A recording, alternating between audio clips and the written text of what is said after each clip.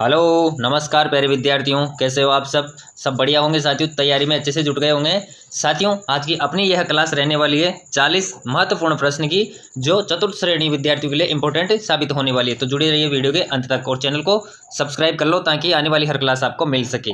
Okay, अपनी class का पहला क्वेश्चन है कि स्वतंत्रता प्राप्ति के समय राजस्थान कितनी देशी रियासतों में विभक्त था। तो स्वतंत्रता प्राप्ति के समय राजस्थान है वो कितनी देशी रियासतों में विभक्त था। तो 15, 18, 19 या फिर 22। तो कितनी रियासतों में विभक्त था। अपना करेक्ट आंसर हो जाएगा 19। कितने में? 19 सी हो जाएगा। ठीक है साथियों, अगला क्वेश्चन है कि पिपलाद पेयजल परियोजना का संबंध है। तो पिपलाद पेयजल परियोजना है उसका संबंध किससे है। तो ऑप्शन है अजमेर से, झालावाड़ से, जोधपुर से या फिर पाली से। तो किससे है? तो वह संबंध है झालावाड़ से। बी आपका राइट आंसर हो जाएगा साथियों।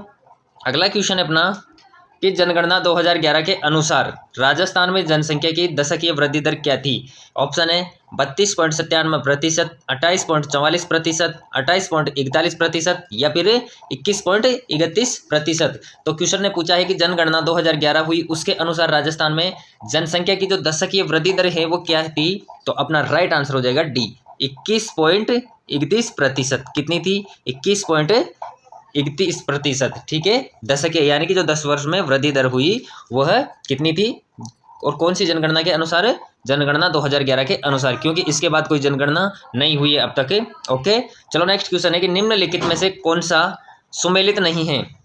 तो लिप्ट नहर लाभान्वित जिले, तो कौन सा है जो सुमेलित नहीं है। तो अपना राइट आंसर क्या हो जाएगा? बी, कि कुंभाराम आर्य जैसलमेर बाड़मेर से सुमेलित नहीं है। बाकी जैसे कुंवरसेन गंगानगर और बीकानेर सिंचित है। कुंवरसेन जो लिप्ट नहर है उससे गंगानगर और बीकानेर सिंचित एरिया है। डॉक्टर करणी बीकानेर और जोधपुर इस लिप्ट नहर से सिंचित है। और जय नारायण व्यास नहर लिप्ट है उससे जैसलमेर और जोधपुर लाभान्वित है, परंतु असम्मिलित है, वो है बी। ठीक है, अगला क्वेश्चन है आपका साथियों कि निम्नलिखित में से कौन से बालू का स्तूप प्रचलित पवन की दिशा में समानांतर विकसित होते हैं। तो प्रचलित पवन की दिशा में समानांतर विकसित होते हैं तो कौन से स्तूप होते हैं। ऑप्शन है सीप, पैराबोलिक, बरखान या फिर अनुप्रस्थ। तो अपना राइट आंसर क्या हो जाएगा? सीप। ए आपका करेक्ट आंसर ये हो जाएगा साथियों। जुड़ जाइए क्लास से फटाफट से। ओके, केंद्रीय पशुधन प्रजनन फार्म में स्थित है। तो किसमें स्थित है? तो केंद्रीय पशुधन प्रजनन फार्म किसमें स्थित है साथियों? फटाफट कमेंट्स बॉक्स में आंसर करते हुए चलिए। तो जोबनेर, भरतपुर, सूरतगढ़, बस्सी। तो कहाँ पर स्थित है? तो वो है सूरतगढ़ में। कहाँ पर? सूरतगढ़ में। कि केंद्रीय पशुधन प्रजनन फार्म सूरतगढ़ में स्थित है। इंपॉर्टेंट क्वेश्चन है साथियों, रट लो क्वेश्चंस को। ओके, अगला क्वेश्चन है कि अपूर्वी चंदेला की प्रसिद्ध खिलाड़ी है। तो अपूर्वी चंदेला है वो किसकी प्रसिद्ध खिलाड़ी है। ऑप्शन है राइफल शूटिंग, एथलेटिक्स, गोला फेंक या फिर बैडमिंटन। तो किसकी है? तो वो है राइफल शूटिंग की। तो अपूर्वी चंदेला राइफल शूटिंग की प्रसिद्ध खिलाड़ी है। ओके, याद रहेगा साथियों आपको। चलो अगले क्वेश्चन पर आ जाते हैं कि इंदिरा गांधी शहरी रोजगार गारंटी योजना के तहत लाभार्थी की आयु सीमा रखी गई है। तो इंदिरा गांधी शहरी रोजगार गारंटी योजना है साथियों, उसके तहत लाभार्थी की जो आयु सीमा होती है वो कितनी रखी गई है। ऑप्शन है 18 से 50 वर्ष, 16 से 55 वर्ष, 18 से 60 वर्ष या फिर 18 से 62 वर्ष। तो आपका करेक्ट आंसर हो जाएगा सी, 18 से 60 वर्ष आयु वर्ग के जो मध्य आयु वर्ग के लोग हैं उनको इस योजना का लाभ मिल पाएगा। ओके साथियों, अगले क्वेश्चन के और बढ़ते हैं अपन। अगला क्वेश्चन है कि राजस्थान के सरकारी विद्यालयों में मुख्यमंत्री बाल गोपाल योजना के तहत दुग्ध वितरण किया जाता है। तो कौन सी क्लास तक वितरण किया जाता है। तो ऑप्शन अपना राइट हो जाएगा सी, कक्षा 1 से 8वीं तक के विद्यार्थियों को दूध वितरण किया जाता है। कौन सी योजना के तहत? मुख्यमंत्री बाल गोपाल योजना के तहत। ओके बच्चों, याद रहेगा आपको। सारे क्वेश्चन से इंपॉर्टेंट है साथियों एग्जाम की दृष्टि से, तो क्वेश्चन को रट लो, अच्छे से पढ़ लो, अच्छे से दिमाग में बैठा लो। और जितने भी विद्यार्थी चैनल से नए जुड़े हैं चैनल को सब्सक्राइब कर लो ताकि आने वाली हर क्लास आपको मिल सके। इस चैनल के माध्यम से आपको चतुर्थ श्रेणी भर्ती 2025 की syllabus according subject wise, topic wise class आपको यहाँ से मिलती है, तो जुड़ जाइए चैनल से। ओके, अगला क्वेश्चन है कि मुख्यमंत्री चिरंजीवी स्वास्थ्य बीमा योजना लागू है। तो कब से लागू है। ऑप्शन है 1 अप्रैल 2022, 1 अप्रैल 2021, 1 मई 2021 या फिर 1 मई 2022। तो कब से लागू है। आपका करेक्ट आंसर हो जाएगा सी, 1 मई 2021 से। कब से? 1 मई 2021 से मुख्यमंत्री चिरंजीवी स्वास्थ्य बीमा योजना लागू है। ओके बच्चों, अगले क्वेश्चन पर आ जाते हैं कि मुख्यमंत्री लघु उद्योग प्रोत्साहन योजना के अंतर्गत नवीन उद्यमों की स्थापना हेतु कितनी राशि तक का अनुदान ऋण उपलब्ध करवाया जाता है। तो साथियों कितने राशि तक का अनुदानित ऋण उपलब्ध करवाया जाता है? 10 करोड़, 7 करोड़, 5 करोड़ या फिर 2 करोड़। तो अपना राइट आंसर हो जाएगा 10 करोड़। ए करेक्ट आंसर हो जाएगा आपका। अगले क्वेश्चन पर आ जाते हैं साथियों। अगला क्वेश्चन कह रहा है कि विश्व विद्यार्थी दिवस कब मनाया जाता है? इंपॉर्टेंट क्वेश्चन है कि विश्व विद्यार्थी दिवस है वो कब मनाया जाता है? 15 अक्टूबर, 15 नवंबर, 15 मई या फिर 15 जून को। तो कब मनाया जाता है? तो वह मनाया जाता है 15 नवंबर को। भी आपका करेक्ट आंसर यहाँ से हो जाएगा कि विश्व विद्यार्थी दिवस मनाया जाता है 15 नवंबर को। ओके साथियों, अगला क्वेश्चन है कि is of doing business report 2022 में राजस्थान को किस श्रेणी में सम्मिलित किया गया है? तो is of doing business report है 2022 की, उसमें राजस्थान को किस श्रेणी में सम्मिलित किया गया है? तो टॉप अचीवर्स, आकांक्षी या फिर उभरते व्यापार पारिस्थितिकी तंत्र। तो अपना करेक्ट आंसर क्या हो जाएगा?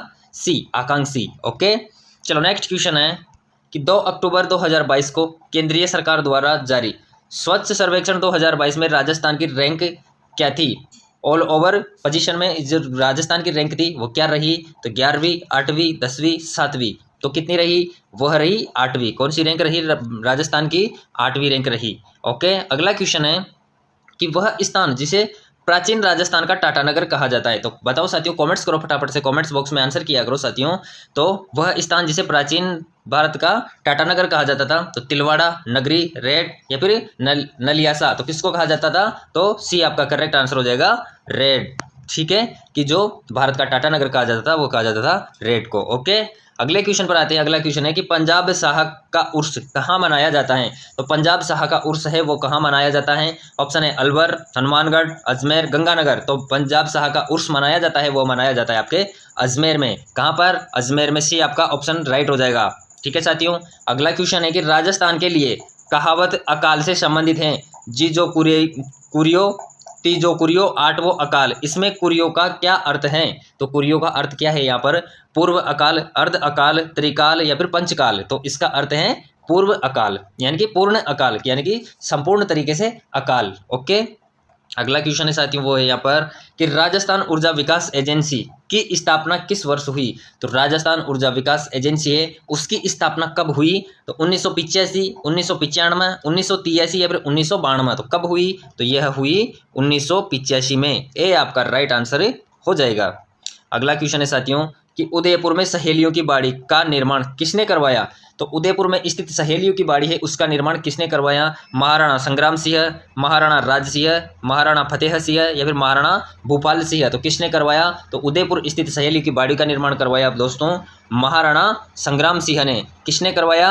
महाराणा संग्राम सिंह ने सहेलियों की बाड़ी का निर्माण करवाया था।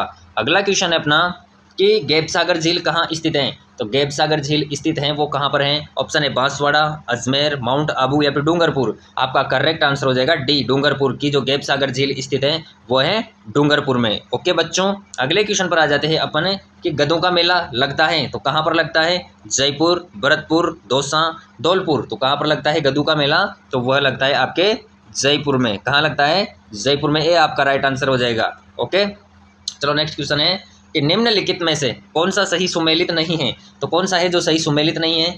तो धौलपुर के सिक्के तमंचा शाही, करौली के सिक्के माणक शाही, प्रतापगढ़ के सिक्के सालिम शाही या फिर भरतपुर के सिक्के मदन शाही। तो कौन सा सही सुमेलित नहीं है? तो डी आपका राइट आंसर हो जाएगा। ओके, अगला क्वेश्चन है कि हल्दी घाटी के युद्ध को किसने खमनौर का युद्ध कहा है? तो हल्दी घाटी का युद्ध है साथियों, उसको किसने खमनौर का युद्ध कहा है? तो कर्नल टॉड, बदायूनी, अबुल फजल या फिर गोपीनाथ शर्मा। तो किसने कहा है? आपका राइट आंसर यहाँ से हो जाएगा एक, कर्नल टॉड ने। कि जो कर्नल जेम्स टॉड था उसने हल्दी घाटी के युद्ध के बारे में कहा है कि यह खमनौर का युद्ध है। ओके, याद रहेगा साथियों आपको, रट लो क्वेश्चंस को कैसे भी। अपन को क्वेश्चंस को एग्जाम हॉल पर जैसे ही एग्जाम हॉल पर आप पेपर देखो क्वेश्चंस आ जाने चाहिए, इस लेवल की अपनी तैयारी होनी चाहिए।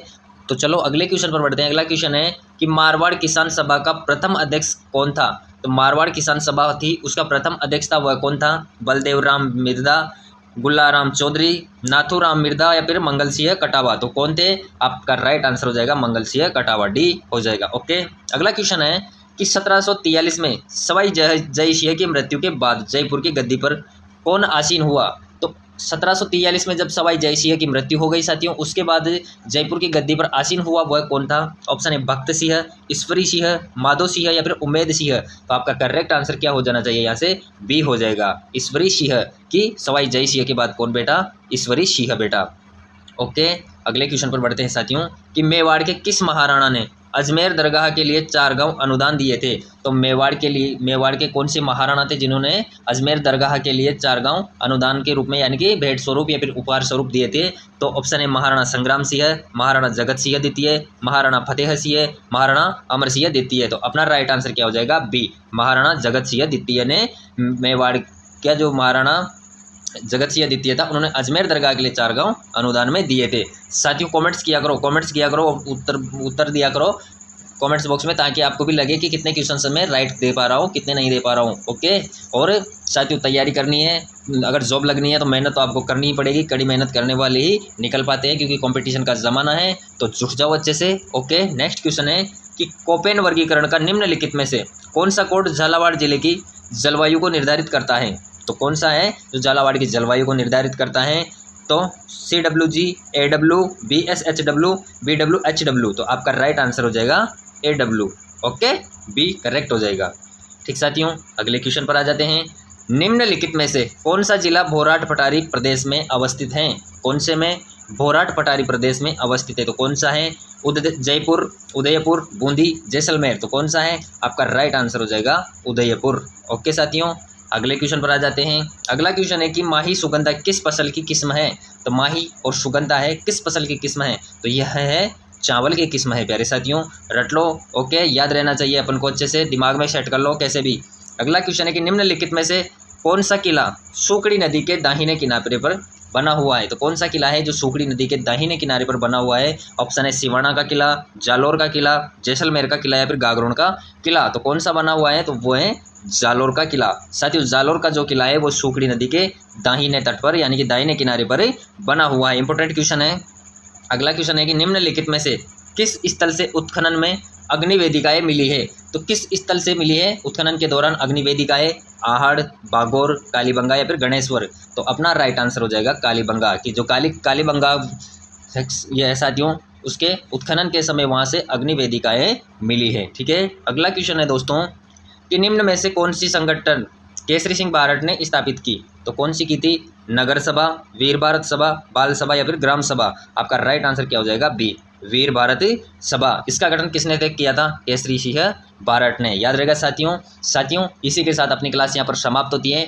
जितने भी विद्यार्थी चैनल से नए जुड़े, चैनल को सब्सक्राइब कर लो ताकि आने वाली हर क्लास आपको मिल सके। साथियों इस चैनल के माध्यम से आपको चतुर्थ श्रेणी भर्ती 2025 की संपूर्ण तैयारी सिलेबस वाइज और सब्जेक्ट के टॉपिक वाइज आपको यहाँ पे क्लास देखने को मिलती है। तो चैनल से जुड़ जाइए, चैनल को सब्सक्राइब कर लीजिए और शेयर कर लीजिए, लाइक कर दीजिए और अपने फ्रेंड्स को भी शेयर करिए ताकि क्लास का सभी को फायदा मिल सके। ओके साथियों, धन्यवाद।